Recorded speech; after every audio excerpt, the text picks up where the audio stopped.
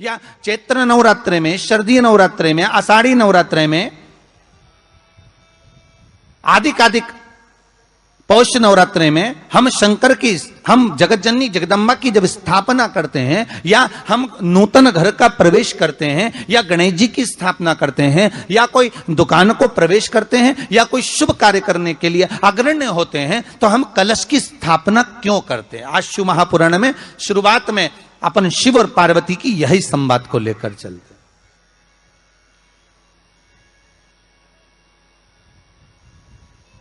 आखिर कलश में ऐसा क्या है?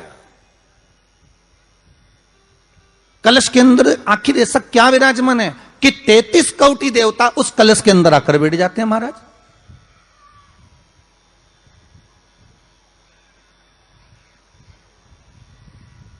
आप कोई यज्ञ करने जा रहे हो, आप कोई पोथी पुराण करने जा रहे हो, आप कोई अच्छा कार्य करने जा रहे हो, तो ब्राह्मण देवता कह देते कलश की स्थापना होगी, कलश की शोभा यात्रा निकलेगी, कलश यात्रा निकलेगी, कलश विराजमान होगा। और आज हर की पौड़ी पर, प्रयागराज में, या उज्जैनी में, नासिक में जो बड़े बड़े कुंभ के मेले होते, कुंभ का मतलब भी तो कलश से होता, उसकी महत्वता क्यों है? उस कुंभ की, उस घड़े की महत्वता कहां से प्रकट हो गई? शिव महापुराण की कथा कहती है महाराज, भगवान ओघड़दानी शंकर स्वयं आद्य शक्ति जगदम्बा से कहते हैं कि जगदम्बा तू क्या चाहती है बोल। तो जगतजननी जगदम्बा कहती है कि जहां मैं हूं वहां शंकर है, ये आपने कह दिया, पर जहां शंकर है वहां पार्वती का होना जरूरी है। उसके लिए सिद्ध करने के लिए एक स्थान ऐसा बनाया जाए जहां पर शंकर विराजमान है और शंकर के साथ पार्वती विराजमान है। तो शिव जी ने कहा, पार्वती उसके लिए मैं तुझे एक सुंदर कलश का निर्माण कर देता हूं।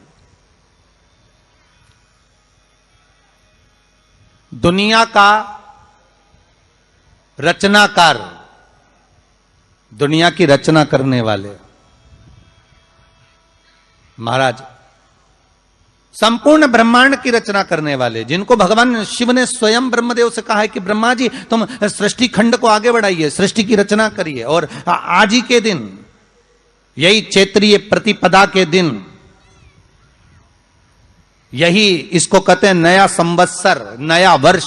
हिंदू धर्म में क्यों कहा जाता है? आज ही के दिन ब्रह्मा जी ने महाराज सृष्टि की रचना करना प्रारंभ करा था। आज ही के दिन भगवान शिव और ब्रह्मा का संवाद हुआ था। सीधे भगवान शंकर ब्रह्मदेव के पास जाकर बोले थे, हे ब्रह्मदेव आप सृष्टि की रचना करिए। तो ब्रह्मा जी ने पूछा था, सारे नक्षत्र आपने बनाए, सारे दिन आपने बनाए, सारी घड़ियां आपने बनाई, सारा पल आपने बनाया, मनुष्य की श्वास गिनती, काउंटिंग, अर्थात मनुष्य के शरीर की रोमावली, ये सब आपने निश्चित करी है।